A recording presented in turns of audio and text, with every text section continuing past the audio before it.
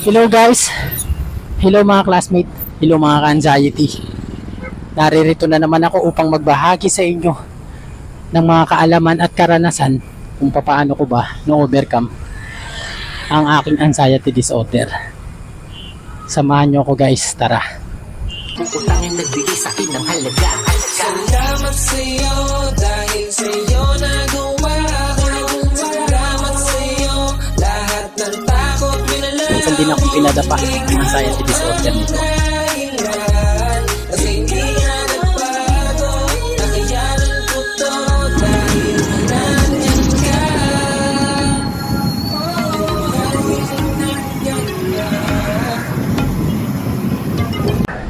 Ako nga pala si Kuya Arnold. Dati ako nagka-anxiety disorder, kaya alam ko yung hirap ng pagkakaroon nito.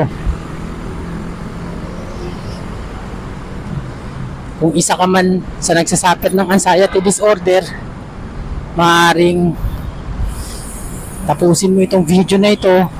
Baka makapulot ka ng knowledge, may apply mo kung isa ka man ngayon nahihirapan sa anxiety disorder, no? Gusto kong ipagbigay alam sa inyo na hindi ako doktor, hindi ako espesyalista, hindi rin ako eksperto. Ibinabahagi ko lang sa inyo ang aking personal experience pagdating sa nervyos o anxiety disorder. So ang video na ito ay para lamang po sa mga may anxiety disorder. Ibig sabihin, wala kang sakit, wala kang karamdaman. Kung may sakit ka o may iniinda kang malubhang karamdaman, ay hindi para sa iyo ang channel na ito. Bago ang lahat, lagi kong tinuturo, no, kung nakakaranas na kayo ng sintomas ng anxiety disorder, ay mas maiging magpakonsulta na kayo sa mga espesyalista, sa mga doktor, psychiatrist, ganyan. Huwag nyo nang hintayin lumala ang inyong anxiety disorder. Kasi ayan yung pinaka first big step para ma-overcome nyo yung anxiety disorder nyo. Kailangan malaman nyo kung ano yung nangyayari sa iyo, kung ano yung nangyayari sa inyo. Malalaman natin yan syempre sa tulong ng mga espesyalista. Yan ang unang-una kong ginawa kung bakit ko na-overcome ang aking anxiety disorder. So, topic natin ngayon, no, ikikwento ko sa inyo yung ilan sa mga karanasan ko kung paano ko na-overcome yung aking anxiety disorder, no. Ito naman yung lagi kong ito naman yung lagi kong madalas kong topic, no, kung paano ko na-overcome yung anxiety disorder ko. Kasi sabihin na natin may knowledge ka na, no? May knowledge ka na, sabihin na natin nakapa-check up ka na, no? Sabihin natin na nakailang pa-check up ka na. Pansinin nyo, mga classmate, no?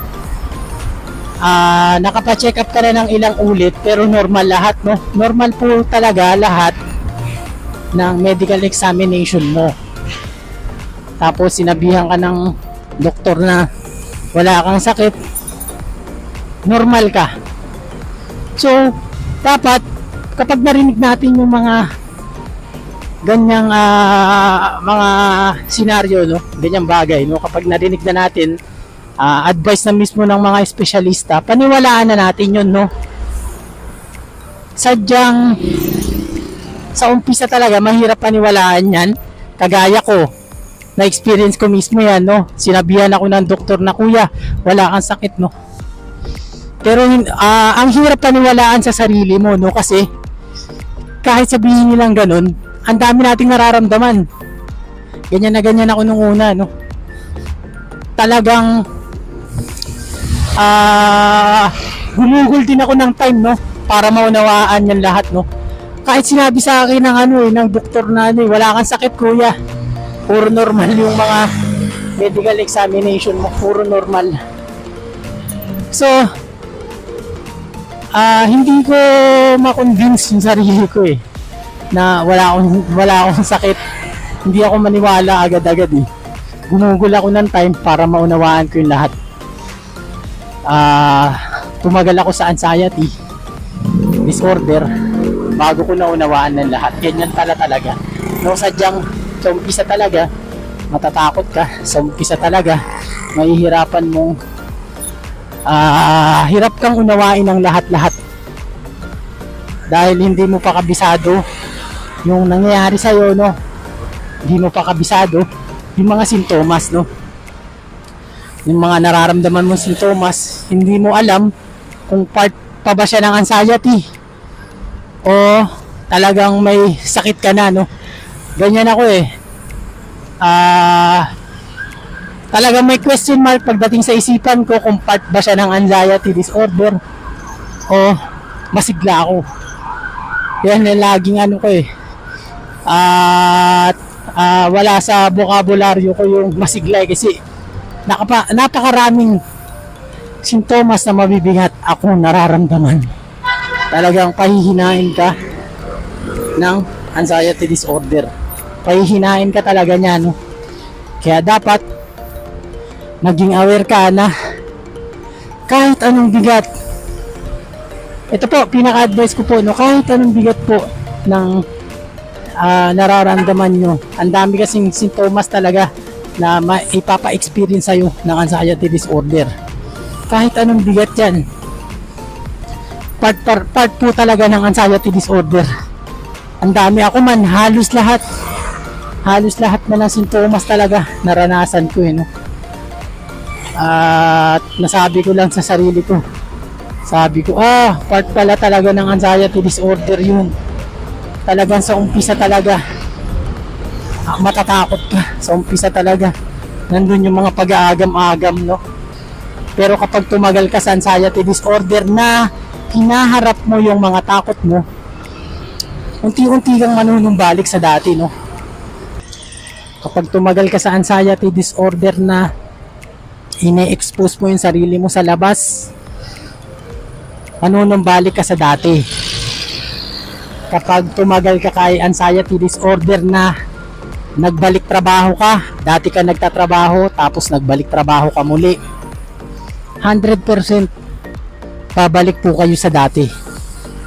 Kapag tumagal ka sa anxiety disorder na ine-expose mo yung sarili mo sa maraming tao, hinaharap mo yung takot mo, 100% po ay babalik po tayo sa dati, no? Yan ay base sa aking experience po. May kwento ko po na paulit-ulit ko pong ibinabahagi sa inyo na nagbalik trabaho po ako na napakalakas po ng aking nervyos. Nandun po talaga yung yung para akong aatakihin. Nandun yung mga pag-aagam-agam sa sarili ko na baka last day ko na to. Nandun po yun nung nagbalik trabaho ako. Nagbalik trabaho po ako na napakalakas po ng nervous breakdown ko. Pero sa pananalig ko sa mahal na Panginoon, sa pagsuko ko, sabi ko, Lord, ikaw na bahala sa araw na ito. Gabayan niyo po ako. Ganun lang ako lagi, araw-araw, no? Yung mga sintomas na yun na nararamdaman mo, dun ka rin lalakas. Dun mo rin makakabisado. Yung araw-araw mo na sinasalubong yan, dun mo rin matututunan niya na baliwalain eh. Dun ka lalakas, no? Anumang hirap ng mga sintomas na yan, no? Pinaparamdam pala sa atin yan para maging malakas din tayo, no? Hanggat sa dadating yung time na ma-experience mo uli siya, ang mabablock sa isip mo, ang tatatakagad sa isipan mo nun, ay, na-experience na kita dati, na-experience na kita kahapon, wala naman nangyari sa aking masama, baliwala ka sa akin, sige, laksan mo pa. Ganon, hanggat sa yung sintomas na yun, hindi siya nagtatagal sa'yo. Hindi katulad dati na nagpapadaig ka pa sa takot, sinasang-ayunan mo pa yung sintomas na yun, halos maghapon siya naka-standby, yung pangot na pakiramdam sa'yo, maghapon nung nai-experience. Pero kapag lagi mo siyang ini-ignore, natutunan mo siyang i-ignore, natutunan mo siyang baliwalain, no? Yung pangit na pakiramdam na nai-experience mo, hindi siya nagtatagal. Kung dati, maghapon mo talaga na-experience yung pangit na pakiramdam. Kapag nasanay ka na, saglitan na lang yun. Saglitan mo na lang may experience yung pangit na pakiramdam. Minsan, or madalas, nawawala siya. Kapag di mo na siya naiisip, kapag hindi mo siya binigyan ng halaga, baliwala na siya. Kapag napaniwala mo yung sarili mo na malakas ka, no? Kapag napaniwala mo yung sarili mo na malakas ka at hindi ka naman kayang itumba ng anxiety disorder, ay wala na yung mga sintomas, no? Yan, katulad po ng mga idol ko na vlogger, no, ng anxiety disorder, katulad ni Kuya James. Yan, no, si Kuya James, katulad ni Sir Jeremy Hamili. Yan, tingnan mo, nagdadrive kung saan saan, ano, kasi totally healed na sila eh. Ayun talaga yung ano, talagang masasabi mong totally healed na talagang natutunan nila, nahubaran nila, kumbaga nahubaran nila ang anxiety disorder, nahubaran nila ng maskara. Ayun, yung kaya, katulad ng sabi ni the anxiety boy, nahubaran mo na ng maskara ang anxiety disorder, meaning to say, kabisado mo na yung sintomas, lahat ng sintomas, napaniwala mo na yung sarili mo na hindi ka kayang itumba ng anxiety disorder, anumang bigat ng sintomas na ipinaparamdam niya, no, ay no match na pagdating sa iyo. Yan. Sa karanasan ko sa anxiety disorder, guys, kahit sobrang pagod, sobrang kabog na ng dibdib ko, no, tapos nagpalpitate ako, wala naman nangyaring masama sa akin, di naman ako inatake sa puso, no?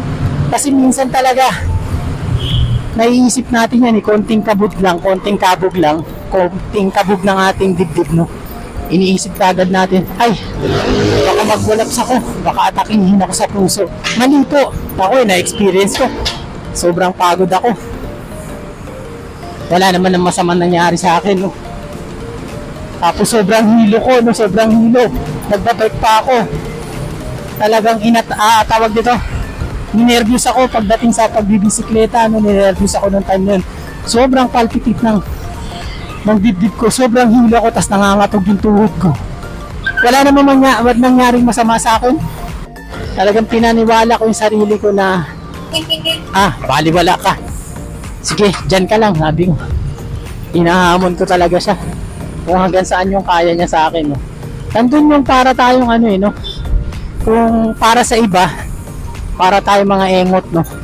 Pero hindi kasi nila alam yung hirap na nararanasan ng mayroong anxiety disorder, no. Huwag naman sanang mangyari sa kanila na ma-experience din nila, no.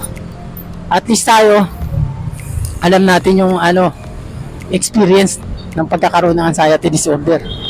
Alam nyo, guys, kapag na-overcome nyo yung anxiety disorder nyo, para na kayong immortal, no? Hindi kayo tatablan na basta-basta ng konting hilo, basta-bastang trangkaso, hindi kayo tatablan yan pag na-overcome nyo na yung anxiety disorder. Dahil experience natin yung mga hirap, lahat ng paghihirap na pagdating sa mga sintomas. Hanggang dito lamang ang aking ibabahagi, mga classmates. Pinaka number 1, no, kung gusto nyo ma-overcome ang anxiety disorder nyo, no, pananalig sa mahal na Panginoon.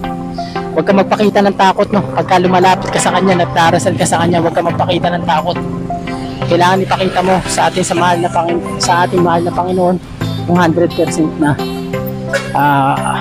pananampalataya mo, yung 100% yan ipakita mo sa Kanya. Huwag kang lalapit na puno ng takot sa puso't isipan. Kailangan buo yung pananalig mo sa Kanya. Yun lamang po. Salamat, maraming salamat sa inyo, guys. God bless sa ating lahat. Utangin nagbigay sa akin ng halaga. Salamat sa'yo dahil sa'yo nagawa ko. Salamat sa'yo lahat ng takot minalaw. Minsan din akong pinadapa ng anxiety disorder nito.